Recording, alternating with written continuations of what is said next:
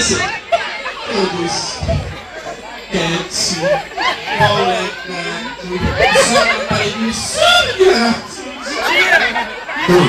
então, o que acontece aqui? Nós temos duas mulheres, ou um homem e uma mulher e um ser.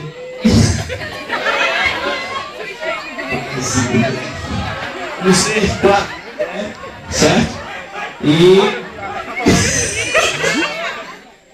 a minha situação é melhor aqui.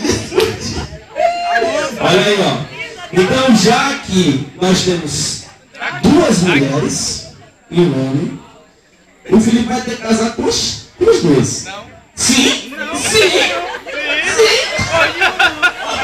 Sim! E você diz o quê? Sim! Não! Peraí, peraí,